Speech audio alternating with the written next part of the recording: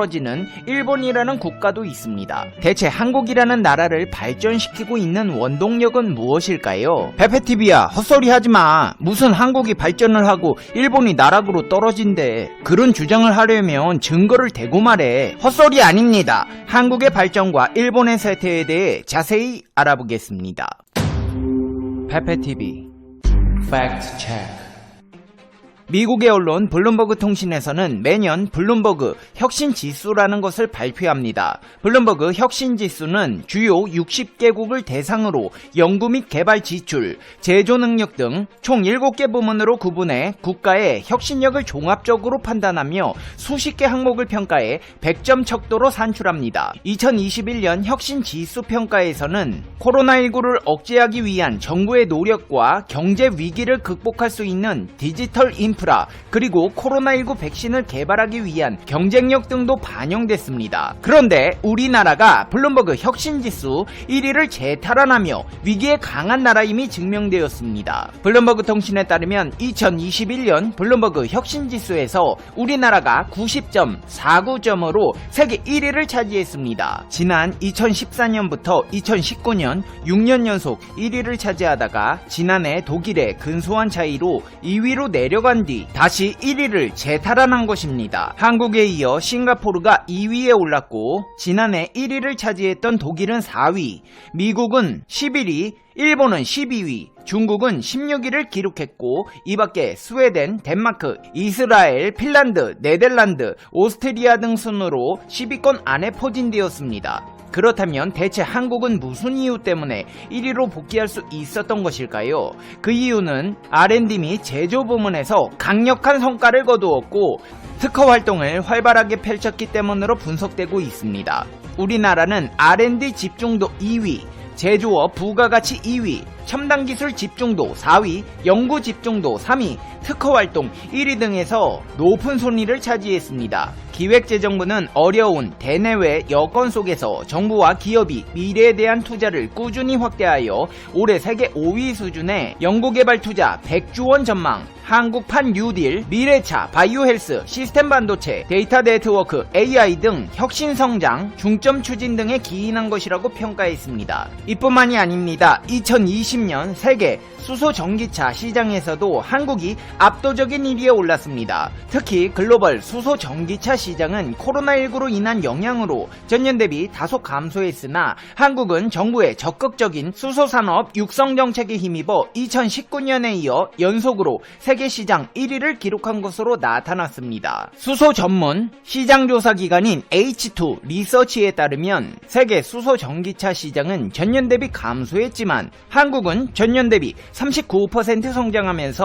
총 5,848대를 판매하여 세계 1위 국가가 되었습니다. 중국은 11%, 미국은 9%, 일본은 8%로 뒤를 이었습니다. 2021년 한국의 85대인 만큼 세계 최초로 10,000대를 돌파하면서 세계 판매 1위를 이어갈 것으로 예상되고 있습니다. 반면 승용차 분야에서 현대차와 경쟁하던 일본의 도요타는 1960대 판매로 현대차에 크게 뒤진 2위를 기록했고 3위 업체인 혼다 또한 263대 판매에 그쳤습니다. 자동차 만들어 놓고 263대 팔았으면 본전도 못 뽑았다는 분석이 가능해지는데요. 혼다의 경우 점차 수소 전기차 경쟁 대열에서 이탈하고 있는 모습입니다. 한국이 잘 나가는 분야는 또 있습니다. 혁신적인 분야뿐 아니라 전통적인 조선업 분야에서도 국내 조선사들은 지난 1월 선박수주에서 중국, 일본을 제치고 세계 1위를 차지했습니다. 영국 조선 해운정보업체 클락슨 리서치에 따르면 한국은 지난달 전세계 선박 발주량 170만 CGT 중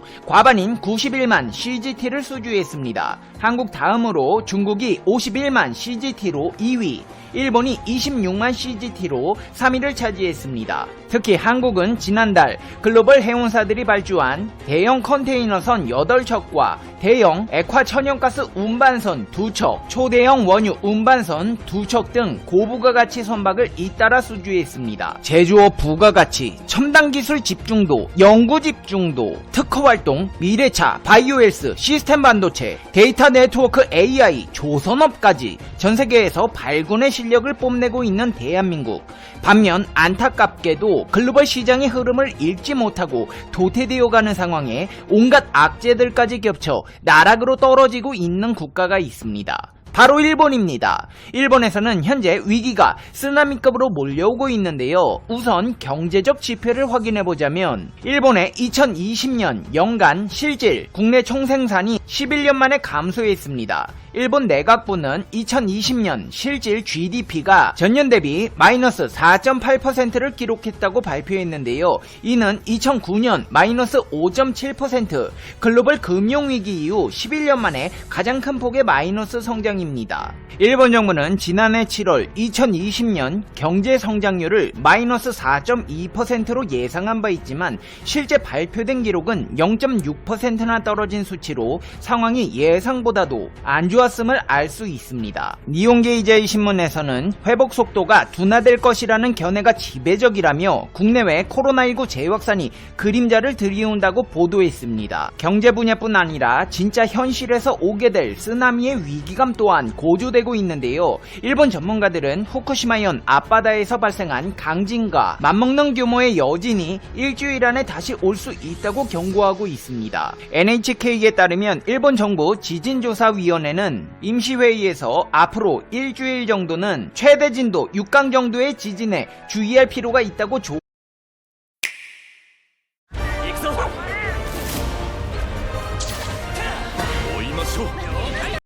조언했습니다. 규모가 7.3인 이번 지진으로 후쿠시마와 미야기 일부 지역에서 최대 진도 6강의 흔들림이 관측됐는데 비슷한 수준의 지진이 다시 발생할 수도 있다는 뜻입니다. 더 큰 문제는 지질 해일 가능성도 배제할 수 없다는 것인데요. 전문가들은 후쿠시마현 앞바다를 포함해 2011년 3월 동일본 대지진의 여진이 발생하는 범위 내에 있는 지역이나 그 주변에는 앞으로 대규모 지진이 발생할 가능성이 있다고 지적하며 흔들림이나 쓰나미 대비 태세를 다시 점검하라고 당부했습니다. 실제로 이번 지진의 여파로 미야기현 이시노마키시 이시노마키항에는 20cm의 쓰나미가 관측됐는데 다시 한번 지진이 발생하게 된다면 지각판의 경계 및 내부 모두 강한 흔들림이 발생해 높은 쓰나미를 일으킬 가능성이 있다는 것입니다. 이로 인해 올림픽의 꿈도 무산될 위기에 놓였습니다. 코로나 상황에 아랑곳 없이 올림픽을 개최하려던 일본 정부에서는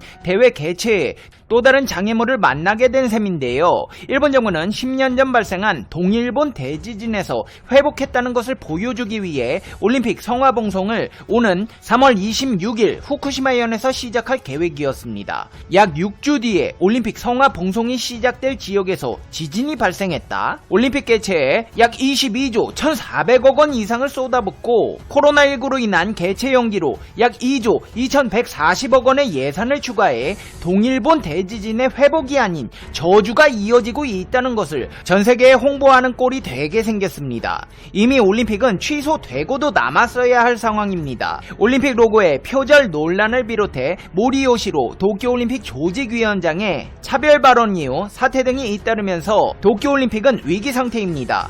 이 밖에도 지진에 따른 교통 마비 상황으로 사람들의 이동도 제한되고 있는데요. 교도통신에 따르면 도치기현, 나스시오바라시와 이와테현, 모리오카시 구간에 신칸센 운행이 중단됐는데 손상된 전력 공급용 전주와 철도 지탱용, 고가다리 등이 복구돼 운행이 재개되려면 10일 전후의 시간이 필요할 것으로 보고 있습니다. 도호쿠로 가는 핵심 철도가 사실상 마비됨에 따라 대체 교통수단 확보에도 비상이 걸렸습니다. 일본 주요 항공사는 도호쿠 각 지역 공항을 오가는 임시 항공편을 투입하기로 했고 수도권에서 후쿠시마역이나 미야기현, 센다이시를 오가는 고속버스를 운영하는 업체들도 증편하고 있습니다. 재수가 없어도 이렇게 없을 수가 있을까요? 뭐 하나 제대로 성공하는 게 없네요. 그렇다면 일본 정부 사태를 수습하기 위해 어떤 노력을 하고 있을까요? 노력은 개뿔도 안 합니다. 대신 일본 정부와 여당에서는 혐한 분위기를 내뿜으며 한국 깎아내리기에 나서고 있는데요. 교도통신에 따르면 보수층의 의향을 살피는 정권 내에선 혐한 감정을 조장하는 듯한 발언이 흘러나오고 있다고 보도했습니다. 자민당 보수계 한국의 의원들 사이에선 돕지 않고 가르치지 않고 관여하지 않는다는 비한 3원칙으로 가자라는 등의 한국 멸시로 받아들여질 수 있는 말도 들리며 외교에 관여하는 정부 소식통은 한국은 이상하다, 약속이라는 개념이 없다고 한국을 깎아내리는 발언을 서슴지 않았습니다. 양국 간의 신경전도 장난이 아닌데요. 일본 정부는 당초 한국 대사와의 면담을 두고 자가격리가 끝난 직후 아키바 차관과 면담하는 방향으로 일정을 조율했지만 면담 직전에 일정 연기를 강 대사 측에 전달했습니다. 당시 일본 정부 내에선 차관이 격리를 막 마친 한국 대사를 바로 만나면 일본과 한국이 사이가 좋다는 인상을 준다는 외무성 간부의 말이 나왔습니다. 자기네 나라 돌아가는 꼴은 생각도 안 하고 아직도 대한민국과의 소모적인 기싸움으로 에너지를 소진하고 있는 일본 정부. 이쯤 되면 한국이 발전하는 이유와 일본이 쇠퇴할 수밖에 없는 이유를 알 수 있을 것 같습니다. 이제 페페TV의 결론입니다.